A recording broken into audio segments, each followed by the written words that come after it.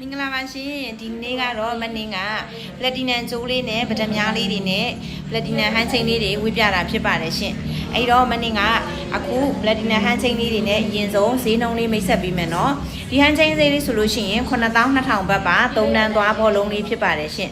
ဒီဘက်ကကျတော့တသိန်း1000နဲ့9000မှာသူကကျတော့2ချက်နီးပါးရှိပါတယ်ဒါကတော့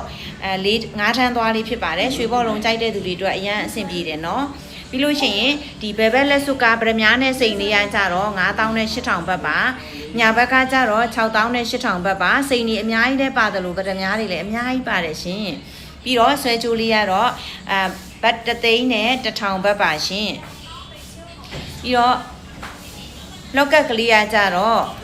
2,800,000ပါရှင်သူကကျတော့ဗဒမြားရဲ့စိန်ရဲ့ပြီးတော့ဒီလိုမျိုးအောက်မှာလောက်ကက်တွဲလောင်းလေးတွေမှာလည်းဗဒမြားလေးတွေနဲ့ခတ်ထားပေးတာဖြစ်တဲ့အတွက်ဒီဟာအရန်ကိုလှတဲ့စိန်လောက်ကက်ကြီးဖြစ်ပါတယ်စိန်နဲ့ဗဒမြားကြီးကြီးထဲထဲကြိုက်တဲ့သူတွေဆိုရင်အရန်အဆင်ပြေတယ်နော်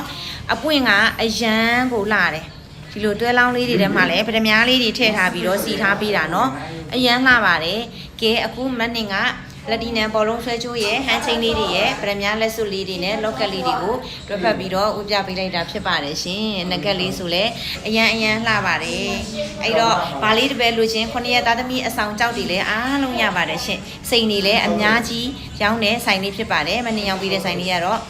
ရွှေဝင်းဝါလက်တီနမ်စိန်ရွှေရတနာဆိုင်တလာပန်းမောမှာဖြစ်ပါတယ်ရှင်